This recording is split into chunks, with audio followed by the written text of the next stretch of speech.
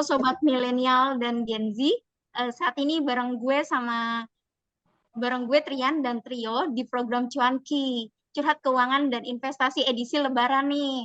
Kan kalau kita lihat nih, sekarang sudah Hamin 2 mungkin ya untuk Lebaran karena kan lagi menunggu sidang isbat juga nih sebenarnya.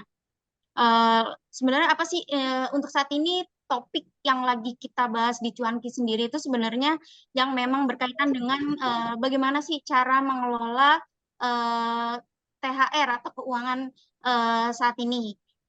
Ketika kita dapat biasanya uang itu langsung lewat ya, dana itu langsung lewat aja, THR langsung lewat. Trio, saya mau tanya deh, sebenarnya gimana sih ya untuk kamu sendiri untuk ketika mendapat THR itu apakah langsung habis atau seperti apa sih? Nah, iya, ini kan kalau dapat THR itu jarang banget nih yang namanya gue nyatet-nyatet pengeluaran waktu Lebaran. Nah, ini kadang-kadang tuh bikin amnesia juga ya. Hari pertama Lebaran, hari kedua Lebaran tuh nggak ngecek-ngecek sisa saldo berapa. Terus tiba-tiba pas ngecek saldo, kaget sendiri kok tiba-tiba duit gue tinggal segini ya. Emangnya kemarin-kemarin gue pakai buat apa aja sih? Nah, itu tuh sering kecolongannya di situ gue, Tri. Kalau lu sendiri gimana nih? Kalau gue sendiri nih yo, gue tipe orang yang memang juga apa ya ketagihan dengan promo sih yo. Promo-promo Hmm. di hari Lebaran itu kan cukup Oh, banyak ya, apalagi di online-online shop dan sekarang di TikTok ataupun dimanapun itu cukup apa ya cukup masif. Jadi memang itu cukup apa ya bikin menguras kantong dan THR hmm. juga sih. Hmm. Kayaknya memang ini kita perlu ini sih yo, perlu apa masukan dari mungkin perencana keuangan atau pakarnya yang memang ahli di bidangnya ya. Nah, bener banget nih, dan kebetulan kita udah terhubung sama salah satu perencana keuangan yang lumayan terkenal lah, namanya Iya, Mas nggak ada Andi suara. Nugroho. Nah, Mas, ini kan orang-orang kan udah pada dapat THR ya, Mas, udah pada cair THR-nya. Nah, supaya THR ini nggak ludes nih, Mas, sebenarnya hal pertama apa sih, Mas, yang harus dilakukan setelah kita menerima THR dari perusahaan, Mas? Oke, thank you Mas Trio dan juga Mbak Trian. Jadi memang yang suka terjadi gitu ya, ketika kita sudah menerima THR gitu ya, dan Hmm. ketika kita kemudian telah berlebaran, yang adalah ternyata kemudian kita puasanya lanjut gitu ya, nggak cuman puasa Hmm. pasca Ramadan doang gitu, tapi karena puasa udah kehabisan uang gitu kan. Nah sebenarnya Hmm. itu yang nggak kita inginkan. Nah Hmm. makanya kemudian kita mau tidak mau harus membuat perencanaan, harus bikin budgeting sebenarnya untuk keperluan Lebaran kita apa aja sih gitu ya. Nah kayak misalnya gitu ya, kan kondisi yang paling ekstrim bisa dibilang gitu ya. Kadang kita pula setelah Hmm. dapat THR kita rencananya mau mudik gitu kan. Iya. Rencananya mau mudik. Nah, oke, berarti eh, untuk THR ini kita harus alokasiin untuk apa gitu kan? Oh, berarti untuk mudik juga. Namun sebelum mudik penting nggak penting banget gitu ya. Tapi jangan sampai nanti setelah pulang mudik balik lagi ke Jakarta atau balik lagi ke kota asal itu tadi kita puasanya lanjut gitu ya. Mending-mending Hmm. puasa sunnah gitu, tapi ternyata puasa kena kehabisan duit gitu. Nah, jangan sampai seperti itu. Makanya di awal saya bilang adalah tolong sebelum kita berangkat mudik, sebelum kita berlebaran gitu ya, teman-teman coba cari tahu dulu ataupun estimasikan ataupun diingat-ingat punya cicilan apa nih yang bersifat kewajiban. Ya, harus bayar-bayar apa yang bersifat kewajiban. Oh, saya ada cicilan kredit yang jatuh temponya nanti misalnya tanggal 22 atau 23 April gitu kan. Nah, itu diamankan dulu uangnya atau dibayarkan dari sekarang misalnya di auto debit ya berarti kita masukkan ke rekening dulu gitu ya. Atau kemudian bayar-bayar apa uang sekolah lah atau mungkin untuk nanti beli token listrik atau bayar air gitu kan. Kan ada Hmm. masanya ini mendingan sih ya. Kita Iya. di antara lebaran itu paling tanggal berapa? Misalnya tanggal 21 Dua. paling cepat misalnya gitu ya.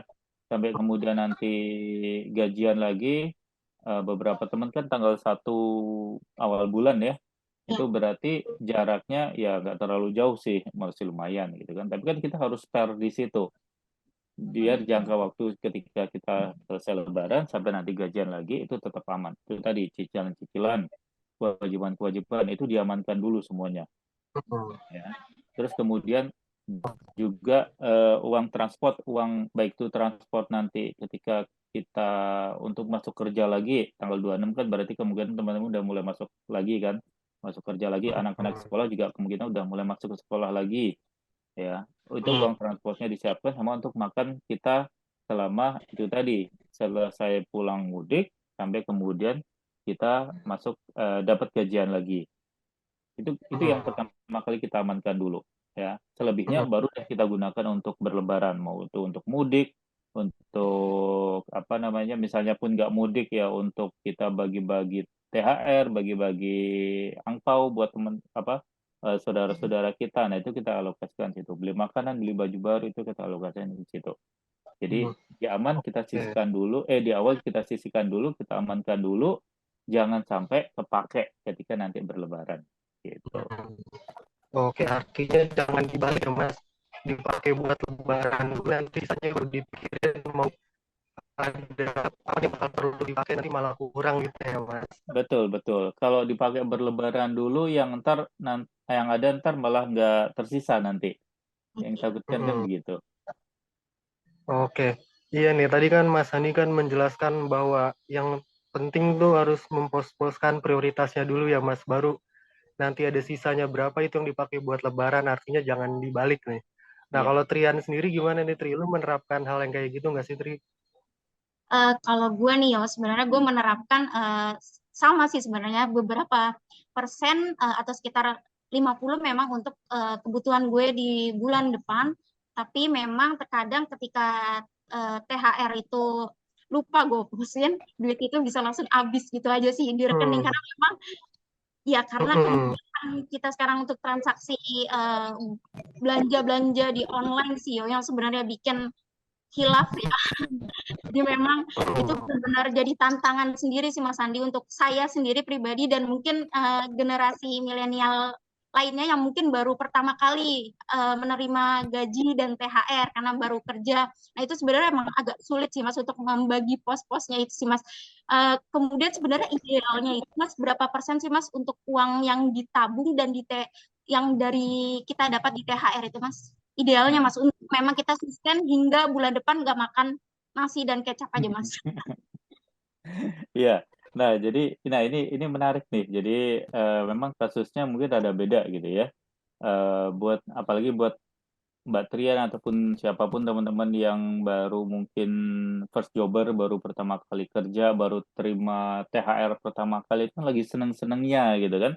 Dan bisa dibilang mungkin kewajibannya belum banyak gitu kan. Bahkan mungkin misalnya, oh saya tidak perlu, orang tua saya juga masih bekerja kok, mereka juga apa istilahnya tanpa support finansial dari saya, mereka masih tetap bisa mereka udah dapat income misalnya gitu ya. Terus adik-adik saya nggak perlu bayarin uang sekolahnya adik-adik saya juga gitu kan. Eh, karena dari orang tua udah bisa aman bayarin mereka. Jadi beneran uang gaji kita ya hanya untuk kita sendiri gitu ya. Nah, kondisi seperti ini kok buat saya sih asik banget gitu ya, ideal banget gitu ya. Artinya apa? Ya udah, misalnya bahkan kayak tadi, saya harus pulang kampung nih, gitu kan? Kemana? Misalnya rada jauhan deh ke Malang misalnya gitu kan, atau ke Surabaya gitu kan? Rada jauhan saya pulang kampungnya ke Malang. Ya udah duit kita hanya habis untuk itu aja, THR kita hanya habis untuk itu aja, gitu kan? Nah, dan itu tadi karena euforianya baru pertama kali kerja pasti pulang kampung gitu kan, mungkin kita yang ketemu sama teman-teman sekolah, teman-teman kuliah di kampung halaman kita, pasti pertanyaan pertama, aku belum ngerasain gaji pertama kamu nih gitu kan, terakhir dong, pasti pertanyaan pertama gitu kan. Atau mungkin saudara-saudara kita yang ngelihat si tantenya, omnya udah sukses di Jakarta, masa nggak bagi-bagi THR, pasti kan gitu kan ya. Nah, boleh nggak terus kemudian kita istilahnya apa ya, lebih royal sedikit lah ya, untuk menggunakan THR kita, gaji kita ini, buat saya boleh-boleh aja sih. Ya, boleh-boleh aja ya, namanya kita kerja gitu kan, pasti buat untuk dinikmatin, ya memang sepantasnya itu kita nikmatin. Namun jangan sampai kehabisan, itu tadi, jangan sampai kemudian gayanya burju ketika pulang kampung gitu kan, ketika balik ke Jakarta lagi gitu jadi apa itu tadi makannya sama nasi dan kecap doang gitu kan nggak asik banget gitu ya. Ya udah kita sisihkan aja berapa persen disisihkannya. Nah kalau ini kemudian bisa kita balik nih gitu ya. Kebutuhan saya kira-kira berapa sih untuk saya pulang kampung ke Malang gitu kan. Terus kemudian nanti ketika di kampung halaman kira-kira kita bisa prediksi kan kita mau kasih angpau berapa banyak siapa aja yang akan kita bagiin gitu ya. Dan ketika pulang kampung kan kita pasti udah punya gambaran nanti saya mau main ke sini saya mau beli makan ini makan itu makan ini gitu kan. Nanti pulang ke Jakarta lagi saya mau beli oleh-oleh ini. Sebenarnya kita udah bisa estimasi dari sekarang ya. Ya udah coba kita estimasi aja. Terus, nah berarti berapa dong yang harus saya sisihkan untuk kebutuhan saya nanti balik lagi ke Jakarta? Itu tadi, coba aja hitung ada nggak kewajiban-kewajiban kita yang harus kita hadepin selama di Jakarta nanti pasca Lebaran gitu ya. Oh uang kos saya berapa? Kemudian tadi transport dari kosan ke kantor dan selama sampai nanti gajian lagi kira-kira saya butuh berapa? Dan untuk makan sehari-hari ya udah deh ngirit-ngirit makan di warteg yang penting jangan nasi sama kecap doang gitu kan itu nanti butuhnya berapa ya udah itu dia estimasi plus tambahin lagi misalnya sisihkan 10% ataupun karena masih jomblo gitu ya masih single belum nggak ada tanggungan 10 atau maksimal 20% untuk ditabung dan diinvestasikan udah selebihnya gunakan untuk berlebaran gitu. Jadi mungkin tebakan saya itu nggak sampai 50% dari THR-nya kita itu yang tadi kita sisihkan untuk itu tadi uang kos, bayar kemudian makan sehari-hari, uang transport plus untuk ditabung 50%-nya lagi nanti bisa kita gunakan untuk berlebaran ini tadi. Oke. Mas, berarti kan kalau untuk sejauh ini kalau untuk THR dari sisi pegawai Jakarta sendiri kan UMR ya Mas, untuk kan biasanya UMR. Nah, berarti memang untuk THR sendiri masih ada porsi untuk yang bisa diinvestasikan ke depan ya Mas ya, untuk dari alokasi THR yang memang kita dapat ini. Iya, kalau buat saya sih bukan kata-katanya bukan masih bisa ataupun masih dapat, tapi harus bisa gitu ya. Karena kalau kita bilang masih bisa, itu nanti akan ujung-ujungnya kita akan berpikirnya ya udah tinggal sisa-sisaan aja gitu ya. Nah, tapi kita harus berpikirnya adalah oh harus bisa atau memang apapun yang terjadi itu kita harus menyisihkan. Nggak besar kok, paling saya selalu bilang idealnya itu adalah 10% dari income kita. Jadi kalau THR Jakarta, kalau income Jakarta yang UMR Jakarta berapa? 4,8 ya, 4,9 saat ini. Ya paling nggak kita bisa menyisihkan 500.000 lah tiap bulannya untuk kita tabung. Udah itu aja istilah kata harga mati gitu ya. Tiap bulan kita gajian, segera kita sisihkan 500.000 untuk kita tabung. Selebihnya untuk kita gunakan untuk kebutuhan sehari-hari. Karena nanti kalau kita berpikirnya, oh masih bisa ya gitu kan. Masih bisa nanti setelah nonton, masih bisa setelah nanti ngafe gitu kan. Masih Lupa. bisa setelah setelah dugem gitu. Wah, itu lupa itu nggak ada sisanya ntar. Gitu. Jadi di awal kita sisihkan aja 10%. Dan itu menjadi apa ya? Menjadi kedisiplinan. Ya, kita mendisiplinkan diri menjadi attitude kita, habit kita bahwa tiap kali kita dapat penghasilan, oke kita sisihkan 10% untuk kita tabung itu tadi. Mau itu dapat gaji ataupun misalnya teman-teman plus dapat THR, plus dapat bonus lagi, itu segera kita sisihkan aja. Oke, siap. Jadi memang manajemen mengatur keuangannya juga harus lebih lebih terkelola dengan baik ya Pak ya. Iya, buat saya sih kuncinya disiplin sih, gitu ya. Oke, Disiplin karena mau sebagus apapun kita merencanakan keuangan, secanggih apapun gitu kan, kalau nggak disiplin itu berantakan juga sih ujung-ujungnya. oke siap. Trio, untuk tahun ini kan lu nggak mudik nih Trio. Ada ini nggak sih Trio? Mungkin di tahun ini bagi-bagi angpau juga Trio buat saudara sekitar atau apa? Karena kan memang THR ini salah satunya diprioritaskan biasanya untuk angpau ya. Walaupun sebenarnya bukan kewajiban sih, tapi memang untuk anak-anak kecil kan sekarang di sekitaran rumah juga banyak nih. Apakah mengalokasikan juga untuk angpau ya? Untuk bagi Bang Biampau nih emang rutin juga sih gue lakuin setiap Lebaran ya, tapi paling paling utama sih ngasih ke saudara atau keluarga dulu. Kalau untuk ke tetangga sih itu jarang ya gue lakuin ya. Nah, tapi gue juga pengen nanya ke Mas Andi nih Mas, terkait bagi-bagi angpau ini sebenarnya ada batasan tertentu nggak sih Mas untuk supaya keuangan kita juga di satu sisi tetap sehat Mas? Oke. Nah, itu ya, jadi bagi-bagi angpau berapa istilahnya apa? Prosentasenya berapa besar gitu ya. Nah, tadi setelah dipotong dengan berbagai kebutuhan pasca lebaran gitu ya, didapatlah angka oke, untuk saya berlebaran saya bisa punya budget berapa persen. Misalnya kayak tadi hitung-hitungan, oh saya punya budget 50% misalnya dari total THR saya. Oke. Dari budget 50% itu sendiri, berapa yang kita alokasikan untuk angpau kita gitu ya. Nah, kalau buat saya itu tadi sebenarnya angpau sendiri kita bisa estimasi berapa sih kita mau kasih, siapa aja yang mau kita kasih, besarannya berapa, nominalnya berapa. Ya, sebenarnya kan kita bisa estimasi. Terus kemudian ternyata misalnya gitu kan, wih saya pulang kayak tadi, worst case-nya adalah saya harus pulang mudik gitu ya. Kan antara yang pulang mudik pasti prioritasnya berbeda dengan yang tidak pulang mudik gitu ya. Misalnya saya harus pulang mudik, terus kemudian nanti harus bagi angpau juga gitu kan. Apa yang harus saya lakukan? Ya berarti prioritas pertama uang kita akan kita gunakan untuk mudik ini tadi transport dan teman-temannya tadi yang memang akan memakan biaya banyak gitu ya. Berarti untuk angpaunya itu sebaiknya kita adjust lagi, kita atur ulang lagi nominalnya ataupun jumlah yang kita berikan. Gitu ya. Memang tantangannya adalah kadang ada aja yang kemudian nyinyir gitu ya, ada aja yang kemudian ya masih si Om jauh-jauh dari Jakarta gak ngasih apa namanya gak ngasih angpau gitu kan, atau ngasihnya goceng doang kayak gitu kan, ya udah nggak apa-apa terima-terimain aja gitu ya. Atau juga kalau kita kemudian jadi nggak enakan dan memaksakan diri, ya udah deh kasihnya 10.000 gitu kan. Atau setiap orang yang ketemu kita kasih, wah itu ntar boncos itu, kita nggak pulang, nggak bisa balik ke Jakarta ntar gitu kan, repot lagi itu masalahnya gitu ya.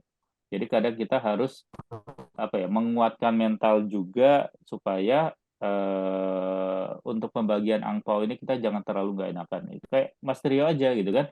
Oh saya prioritas hanya berikan ke orang tua mungkin atau ke adik-adik saya, saudara-saudara terdekat saya gitu kan, saudara-saudara kandung saya nggak apa-apa, itu aja udah. Dan itu kan bisa kita estimasi. Ya, oh ternyata oh saya harus pulang kampung jauh nih, duitnya lagi cekak gitu ya. Terus kemudian ya udah deh, mungkin prioritas pertama orang tua, yang lain adik-adik, saudara-saudara yang awalnya mungkin pengennya ngasihnya berapa 100.000 dikurangilah jadi 50.000 gitu ya. Ponakan-ponakan yang awalnya mau ngasih 20.000 mungkin kita kurangin jadi 10.000 atau gocengan seperti itu. Menurut saya sih nggak masalah gitu ya. Jadi balik lagi memang kadang tantangannya adalah kita merasa nggak enak atau lebih buruk lagi kita ngerasa gengsian. Gitu kan. Merasa gengsian itu tadi. Wih, Kalau lu jauh-jauh gimana dari tadi gengsi Jakarta kan? gitu kan. Ngasihnya segini doang gitu. Wah, itu tantangan banget itu. Gitu. Tapi sekali lagi kita meletakkan prioritasnya yang ngerti kan cuma kita. Ya udah kita harus berbesar hati. Kalau ada yang nyinyirin ya udah didengerin aja deh, senyumin aja gitu. Jadi berapa besar prosentasenya menurut saya sih 5% aja gitu ya, 5% aja dari apa namanya dari total THR kita aja itu sebenarnya cukup besar gitu kan. Udah lumayan besar. Itu tadi bikin prioritasnya siapa, prioritas kita orang tua, adik-adik, saudara-saudara kandung, oke gitu kan. Dan kalau saudara kandung ternyata mereka juga udah lebih tajir, lebih sukses dari kita, ya ngapain dikasih juga istilahnya kan begitu kan. Cuman formalitas juga gitu. Gitu. Oke. Terus Mas, ini kan tadi kan terkait pekerja yang dapat THR ya Mas. Tapi kan di luar sana ada juga pekerja yang nggak dapat THR nih Mas. Ya. Kayak driver ojol atau taksi. Karena mereka kan hubungan kerjanya kepetaan ya. Nah, Ya. untuk mereka yang nggak punya THR, ini bisa berpotensi berutang nggak sih Mas untuk merayakan Lebaran? Ya, berpotensinya berutang bisa atau enggak bisa banget. Gitu ya. Cuman kita kembalikan lagi gitu ya. Secara kalau dilihat dari sudut pandang tadi perencana keuangan, bagus atau enggak hal tersebut? Menurut saya kurang bagus. Gitu ya. Karena kan sebenarnya hakikat Lebaran apa sih? Hakikat Lebaran kan kita kembali ke pensucian diri, gitu ya. Kita bermaaf-maafan, kita silaturahim ke sanak saudara dan tempat-tempat kita. Nah, jadi nggak ada tuh sebenarnya judulnya, oh harus beli baju baru, sebenarnya nggak ada. Oh harus menyiapkan lontong sayur plus kue-kue di rumah itu sebenarnya nggak ada. Oh harus bagi-bagi angpau THR Lebaran ke anak-anak, ponakan-ponakan, tetangga-tetangga, sebenarnya tidak ada yang mengharuskan itu.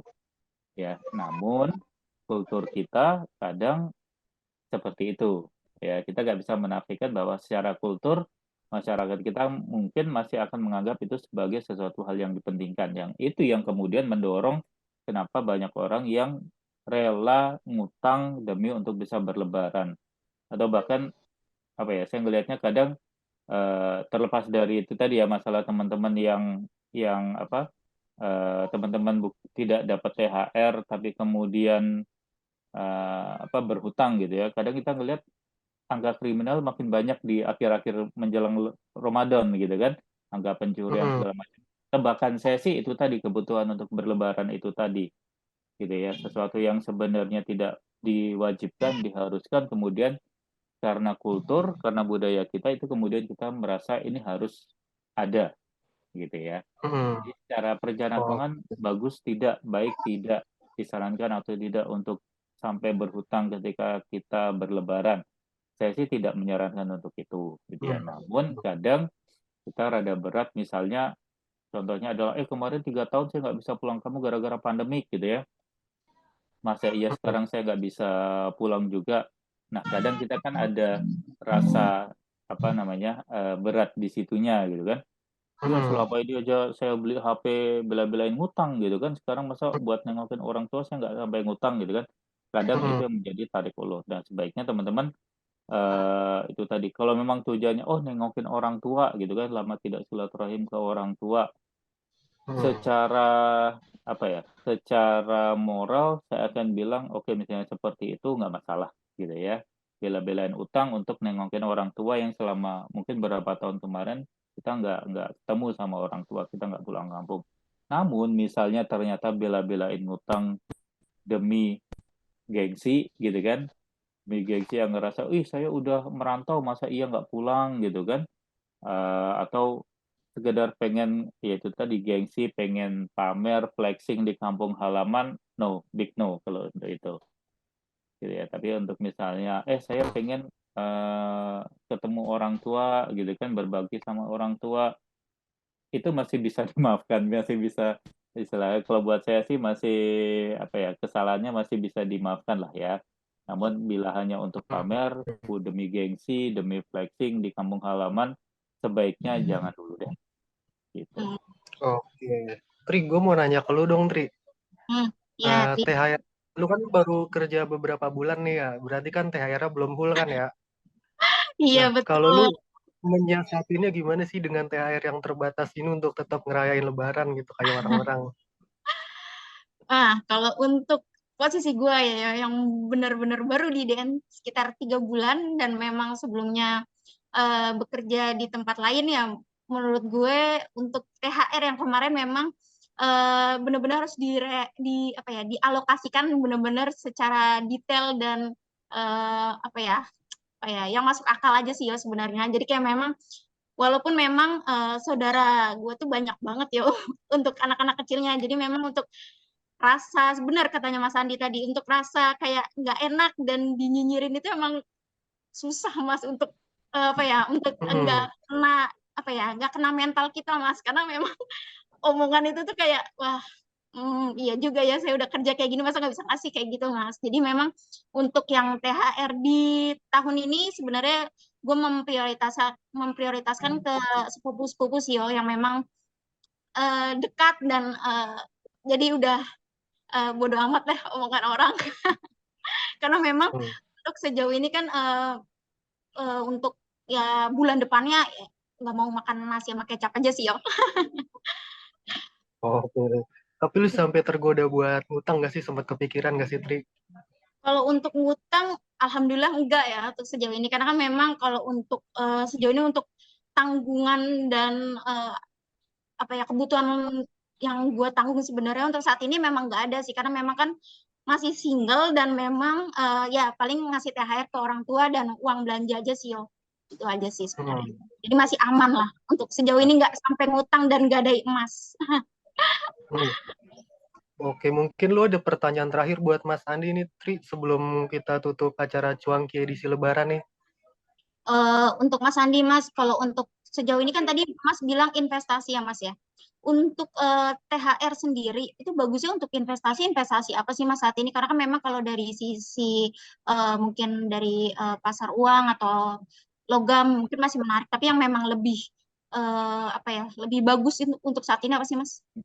Oke, secara general saya akan bilang untuk yang paling bagus, dalam artian return-nya bagus, kemudian tingkat keamanannya bagus, saya akan bilang surat berharga negara.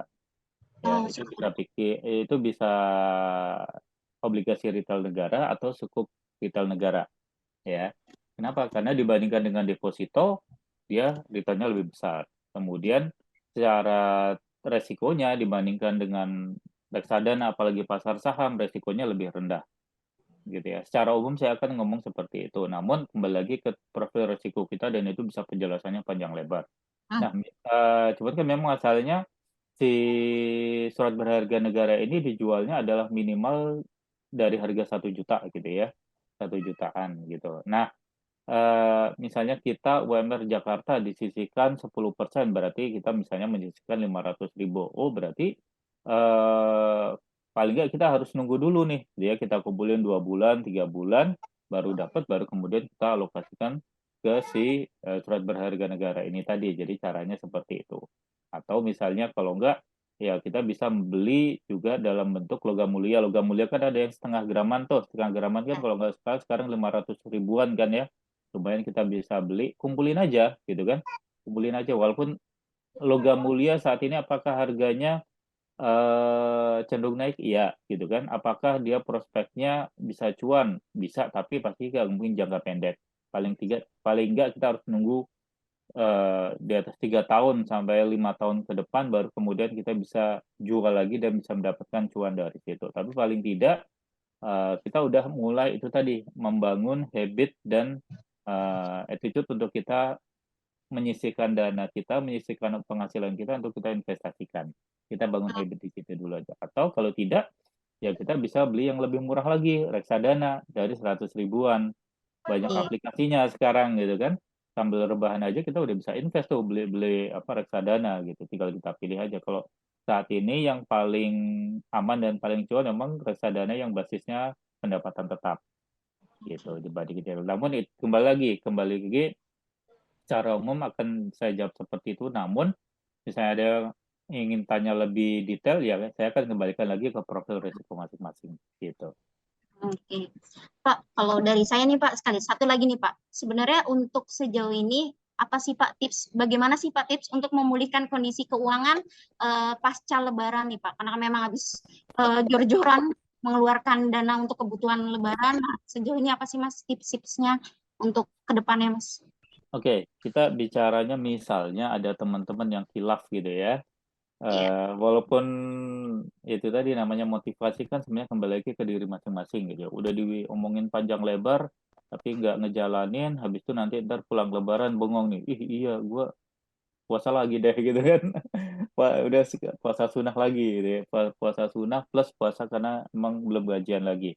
Apa yang harus dilakuin? Ya yang harus dilakuin kembali lagi gitu kan. Ada nggak kira-kira dari dana kita yang tersisa ini yang bisa kita istilahnya ada kewajiban yang harus dibayarkan atau enggak, gitu kan? Oke. Nah, kalau memang ada yang harus dibayarkan, ya itu kita bayarkan untuk kewajiban-kewajiban itu tadi. Kenapa? Tujuannya? Tujuannya ya supaya biar kita nggak kena denda atau nggak kena misalnya nggak beli token listrik kan berarti akan nggak ada aliran listrik di Ya. tempat tinggalnya kan gitu ya seperti itu atau misalnya oh saya lupa ternyata saya jatuh tempo nih untuk bayar kendaraan bermotor saya gitu kan cicilan motor saya ya risikonya kalau kita nggak bayar bisa ditarik listrik nantinya gitu ya. Namun misalnya memang masih bisa ditunda, yaitu kita alokasikan untuk kebutuhan sehari-hari kita dulu. Ya daripada maksud saya agak konyol aja sih gitu ya kita bela-belain untuk bayar motor tapi habis itu kita nggak makan gitu kan itu agak aneh aja sih gitu ya. Kecuali misalnya kita bisa dapat pinjaman dari teman ataupun dari saudara yang itu nggak perlu ada pembungaan lagi, itu bisa alternatifnya seperti itu.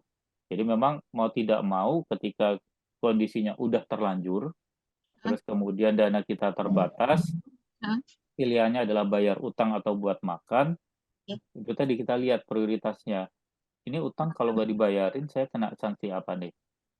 Ya, kalau utangnya cuma kayak kartu kredit gitu ya, ya paling kita akan dapat kena bunganya lah untuk bulan depan. Tapi kalau kendaraan bermotor, ada nggak konsekuensi saya bakal ditarik kendaraan bermotor saya apabila nggak saya lunasin sekarang?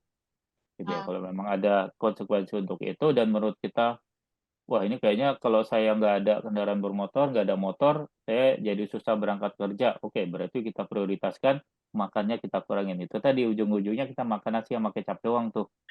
Ya karena kesalahan kita sendiri kan, udah terlanjur gitu kan. Udah terlanjur seperti itu. Namun misalnya ternyata memang masih bisa dinego, sebaiknya udah itu alokasikan untuk kebutuhan kita sehari-hari, makan, transport kita untuk kita kerja sampai kita nanti gajian lagi. Gitu. Oke. Nah, nih berarti nih untuk sobat milenial dan Gen Z nih, ini saran-saran dan masukan dari Mas Andi ini cukup apa ya, cukup mungkin bisa membuat motivasi dan kedepannya lebih baik untuk mengatur pos keuangan kalian sendiri. Karena memang ingat prioritasnya yang diutamakan dari THR adalah prioritas atau kewajiban-kewajiban yang memang harus dibayarkan dan jangan lupa investasi. Baik, terima kasih banyak Mas Andi. Sama-sama. Atas waktunya. Makasih Mas Andi. Makasih Mas Rio, makasih Mbak Tian. Siap, terima kasih banyak Mas.